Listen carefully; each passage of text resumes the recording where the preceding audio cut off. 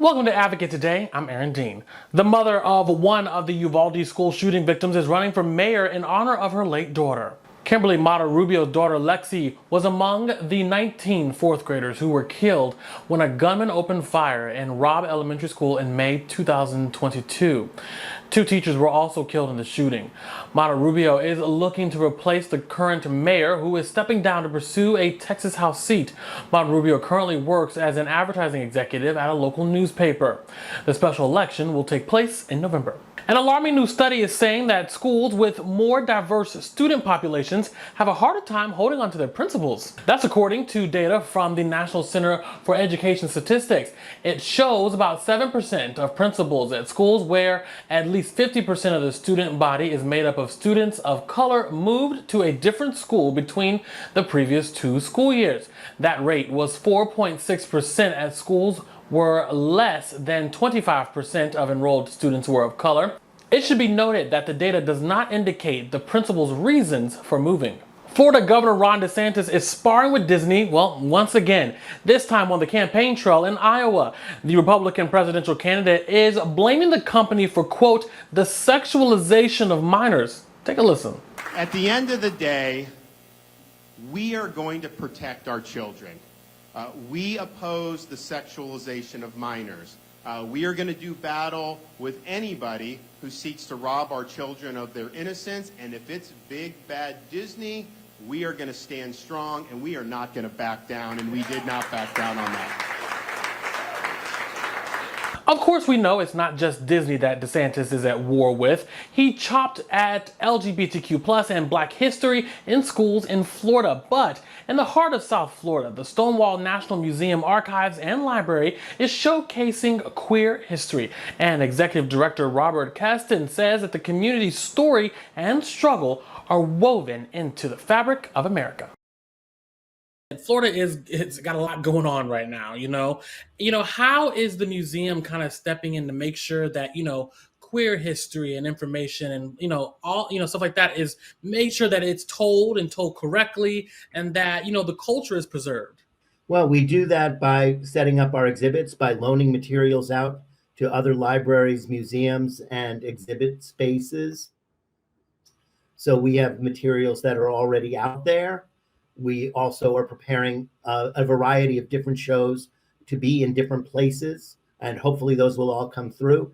So the more information that we're able to share, the more materials that we're able to get out there, the more people we get to talk to, the more certain we are that our message is getting through, that our culture and history are not only being preserved, but that people are being informed about what that is.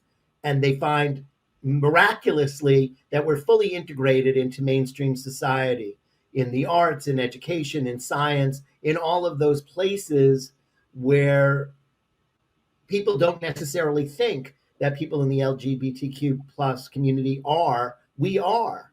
And when they see what our community has done, what we have offered, what we have done to improve the quality of life for all Americans and for people around the world, it is eye-opening and oftentimes disarms their negativity because they realize we're their neighbors, their friends, their brothers, their sisters, and we're already a part of their lives. And, even with that, I still have to ask, with all that's happening there with the bills and things like that, are people still very welcoming, like overall, to the museum? Have there been any resistance? No resistance. In fact, our numbers for visitors are going up. Wow. We're still relatively small, but our numbers are going up. And we're very happy about that. And it's people from all over. On Sunday, we had people from Texas and Kansas and numbers of places from different parts of the country. People are coming to our events. People are coming to see our exhibits. People are asking us to write things for editorials and whatnot. So we are a popular commodity right now, and I'm hoping ever more so. And we have other big events coming up.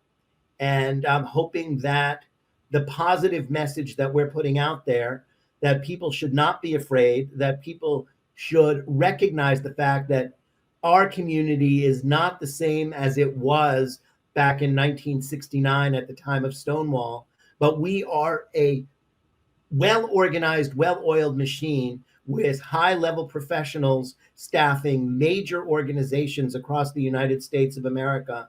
And we are ready and prepared to take on all the slings and arrows that those who would like to see us disappear can throw at us. You know, it is very great to hear that your numbers are increasing, especially with all that's happening. You know, during times like this, why is it important for the museum to be this form of visibility for our community? If you look at the history of our community, and history is what we collect and preserve and protect, you will see that our community is resilient. We are able to overcome obstacles, and each obstacle helps us grow in ways that are unanticipated before that crisis. So with all the things that have happened to us as a community, with all those things that are happening to us now, we are stronger. We are more prepared. We are better able to deal with crises. And in this particular instance, when we are not the sole target, when the specifics are going after Black history, when the specifics are going after women's health rights, when the specifics are going after trans children, not even just adults, but children, this demonstrates our strength. And the museum is so important because we have the history that shows how it was in the beginning, in the middle, and where we are now, and how far we've come. So we can be very optimistic that, as Martin Luther King Jr. said, history bends towards justice. And we do believe that we will end up on top of this situation with greater support across the country and around the world. There has to be a particular artifact or exhibit that people kind of like, gravitate to the most. Is there anything that you gravitate towards? Well, a lot of people, I have to admit, are drawn towards Ricky Martin's leather pants. That is a perennial favorite. But we have some very serious objects as well. And that goes from the gavel that Nancy Pelosi used to ring out "Don't Ask, Don't Tell." We have a letter from Bob Dole criticizing Bill Clinton when he was president about even trying to allow gays to serve freely in the military. So there's a lot of stuff. And anybody and everybody that has any interest or inclination towards our history will find something for them, whether it's gay monopoly or the clothes that a drag queen wore at a particular event, or some of the most important documents collected over the AIDS period. We've got it all, and we share and we put up exhibits to make sure that the public gets to see all of these items. And, looking ahead to the future, are there any big exhibits or events that are happening currently or that are coming up in the future that, you want our viewers to know about? September 21st, we're having our Back to the Drive event, which is in part a fundraiser for our Stonewall National Education Project, which is a national program that reaches out best practices on how to make sure that our culture and our history is part of curriculums in schools across the country, and that young people, marginalized young people, feel safe and protected in the schools where they go, and that teachers do as well. So that's coming up on September 21st and features Billy Porter, who will be coming and speaking that evening. So that is one of our big programs coming up. Then there was the HBO Max film, the Stroll, and the cast from the Stroll, and the director, her first documentary, will be coming down in October. We're very excited about that.